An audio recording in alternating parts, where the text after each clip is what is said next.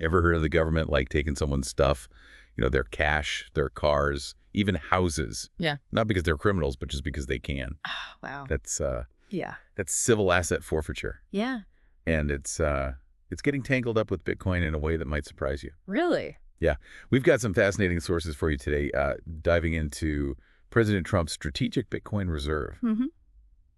the legalities of all this, and what it could mean for your own assets. Okay. So to break it down simply, civil asset forfeiture lets the government seize property if they even just suspect it's linked to illegal activity. Mm. And get this, they don't even need a conviction. Oh, wow. Now, layer on top of this President Trump's idea for a strategic Bitcoin reserve, Mm-hmm. funded partly by, you guessed it, confiscated Bitcoin. Interesting. So what does all this mean for the average person? Yeah, to help us untangle this web, we've got expert speaker here. Buckle up, because this deep dive gets into some serious questions about property rights in the digital age. Our sources start with some wild examples. The U.S. government seizing massive amounts of Bitcoin from Silk Road and Bitfinex. Mm-hmm. These were huge cases, and they raise the question, is this even legal? Can the government just take people's Bitcoin like that? Well, that's where the difference between criminal and civil asset forfeiture gets really interesting. Okay. Criminal forfeiture happens after someone's convicted of a crime, but civil forfeiture, the bar is much lower. They just have to show the property is somehow tied to illegal activity, and that connection can be pretty flimsy. So even if you're playing by the rules, the government could still seize your Bitcoin. That just seems like it goes against, our basic rights. Yeah, it definitely raises questions about the Fourth Amendment, which protects us from unreasonable seizure. Right. A lot of legal experts argue that civil forfeiture violates this right because you're losing property without due process. And now with this strategic Bitcoin reserve, the government has a financial incentive to seize more Bitcoin. Right. That sounds like a recipe for trouble.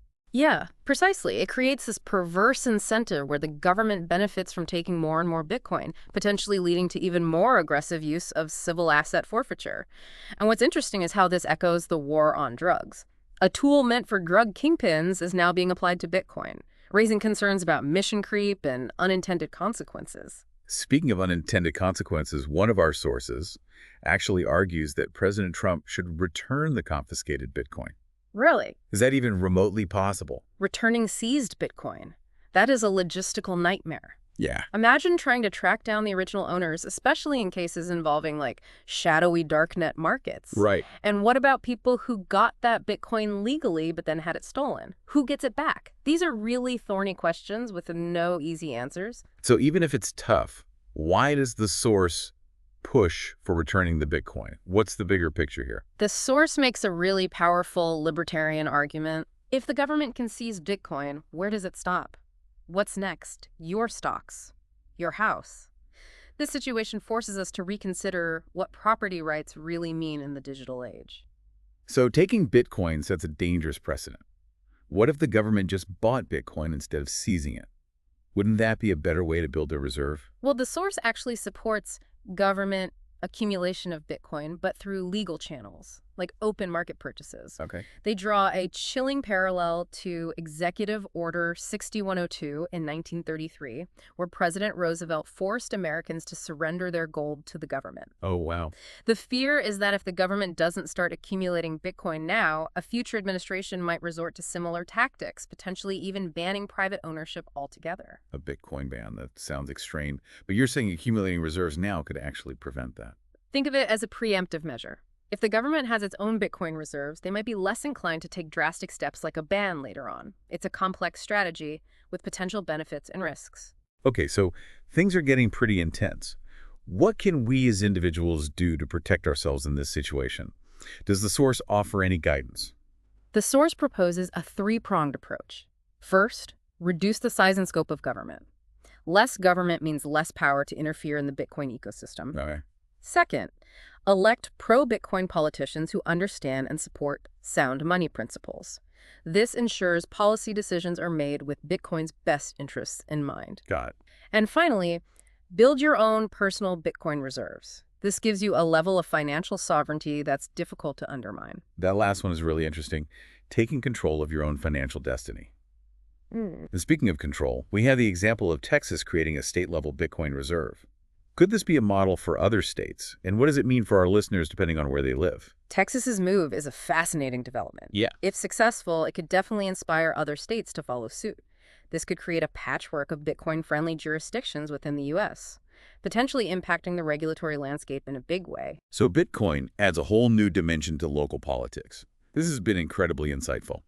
Before we move on to part 2, let's take a moment to recap what we've learned about civil asset forfeiture, the strategic Bitcoin reserve, and the implications for your own Bitcoin holdings. Yeah, absolutely.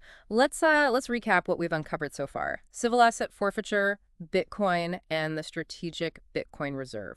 It's a potent mix with some unsettling implications. It's like a recipe for a financial thriller, right? We've got this controversial legal tool, this groundbreaking technology, and a government eager to get involved in both.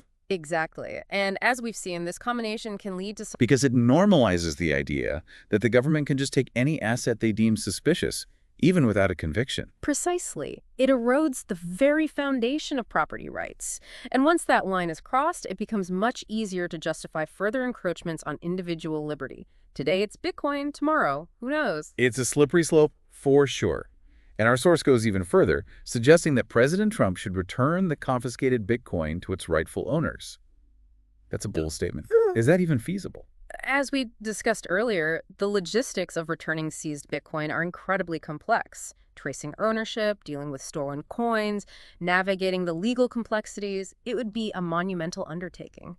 Imagine trying to untangle a giant knot, but with digital assets and international players involved. So, even if it's a logistical nightmare, why does the source push for returning the Bitcoin? It's about sending a clear message. A message that the government respects property rights and won't arbitrarily seize assets. It's about setting a precedent for fairness and transparency in the digital age. That makes sense. It's about more than just the Bitcoin itself. It's about the principles at stake. Now, the source also brings up the government seizing not just Bitcoin, but other cryptocurrencies, what some people call altcoins. What's the rationale behind that? That's an excellent question. Some of these altcoins are, barely worth anything.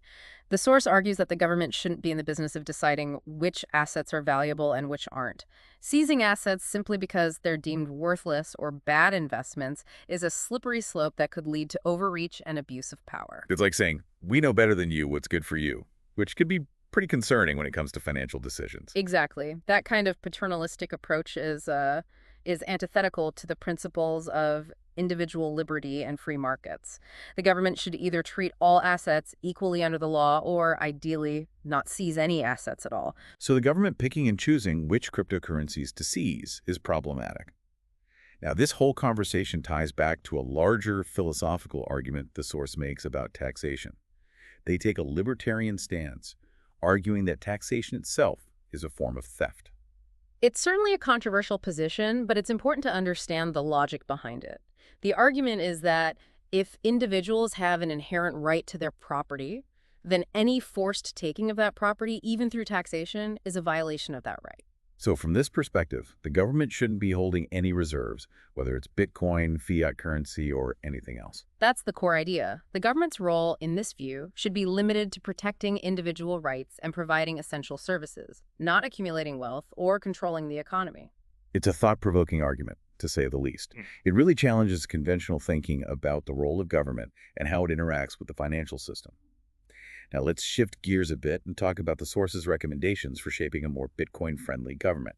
The source outlines a three-part strategy: reducing government size, electing pro-Bitcoin politicians, and building government Bitcoin reserves through legitimate means like purchasing it on the open market. So basically, shrink the government, get Bitcoin supporters in office, and buy Bitcoin instead of seizing it. Sounds simple enough, but I imagine the execution is much more complex. You're absolutely right. It's a long-term strategy that requires a fundamental shift in both policy and public perception. But the source argues that these are essential steps to creating a regulatory environment where Bitcoin can thrive. And they highlight the example of Texas creating a state-level Bitcoin reserve as a potential model for other states. We talked about that earlier, but I'm curious about the potential benefits and drawbacks. What are your thoughts on states creating their own Bitcoin reserves? On the positive side, it signals growing acceptance of Bitcoin within the government and could lead to more favorable regulations at the state level. It could also create a more competitive environment, with states vying for Bitcoin-related businesses and investment.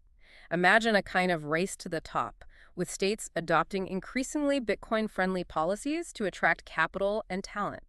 Sounds like a win-win for Bitcoin enthusiasts and businesses operating in those states. But you mentioned potential downsides as well. Of course. For one, it could further fragment the regulatory landscape, creating a patchwork of different laws and regulations across different states. This could make it more difficult for businesses to operate and for individuals to navigate the legal complexities. And it could lead to unintended consequences. For example, if one state adopts a particularly restrictive Bitcoin policy, it could have a ripple effect on other states, even those that are generally Bitcoin friendly. So it's a complex issue with both potential benefits and risks. Something to watch closely as this trend develops. This deep dive has really opened my eyes to the intricate relationship between Bitcoin and government policy.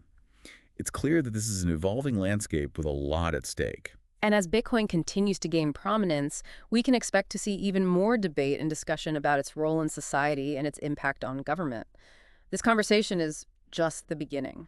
So where do we go from here? What are the big questions we need to be asking ourselves as we move forward? One of the most pressing questions is how to strike the right balance between individual liberty and government regulation in the realm of Bitcoin.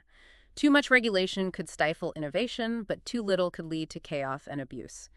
We need to find that sweet spot, that balance that allows the Bitcoin ecosystem to thrive while protecting consumers and preventing illicit activity. It's like walking a tightrope, a delicate balance between fostering innovation and ensuring responsible development.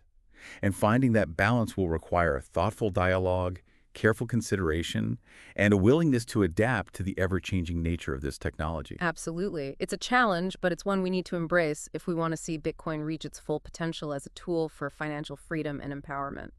This has been an incredibly thought-provoking conversation. Before we wrap up, let's take a moment to recap the key takeaways from this deep dive and explore what the future might hold for Bitcoin and the government. All right, so as we wrap up this deep dive into Bitcoin forfeiture and the strategic Bitcoin reserve, let's bring it all home for our listeners. We've explored some pretty complex territory: the legal ins and outs of civil asset forfeiture, the philosophical debates about property rights, and the role of government in the age of cryptocurrency. Yeah. But the question that keeps echoing for me is this: what does the future hold for Bitcoin and the government? Will they clash, or can they coexist? It's a question without an easy answer, a story that's still being written. We see signs pointing in both directions. On one hand, there's growing acceptance of Bitcoin within, government circles. The Texas example of creating a state-level Bitcoin reserve is a major signal, and we're also seeing more pro-Bitcoin politicians getting elected. So there's hope for a future where Bitcoin is, embraced, not just tolerated. Absolutely. But we can't ignore the potential for conflict. The government's inherent desire for control, the temptation to seize assets, and the possibility of, a future crackdown on Bitcoin, those are all very real concerns. It's like we're on a seesaw, constantly balancing between innovation and regulation, freedom and control. Exactly. And the choices we make today, both individually and collectively, will determine which way that seesaw tips. So what can we do? How can we as individuals help shape a future where Bitcoin thrives, where it empowers people, rather than becoming a tool of control? Our source offers some practical advice. First, reduce the size and scope of government. A smaller government has less power to interfere in our lives, especially when it comes to our financial choices. That resonates with the libertarian perspective we discussed earlier. The idea that individuals should have more control over their own lives and resources. Precisely. Second, we need to support pro-Bitcoin candidates and policies. Our votes, donations, and voices can make a real difference in shaping the political landscape. It's about taking an active role, not just sitting on the sidelines. Absolutely. And finally, the most important thing, personal responsibility. Building your own Bitcoin reserve, learning about the technology, and taking control of your financial future are the ultimate safeguards against government overreach. It's about becoming your own central bank. Taking ownership of your financial destiny. It's a powerful concept, and one that underscores the potential of Bitcoin to change the relationship between individuals and institutions. Right. This deep dive has been a real eye-opener. The future of Bitcoin and the government is still being written, and as we've learned today, we all have a role to play in shaping that future.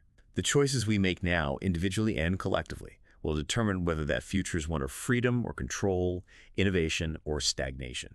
So do your research, stay informed, and be an active participant in this evolving landscape. This has been The Deep Dive, and we'll catch you next time for another fascinating exploration of the ideas shaping our world.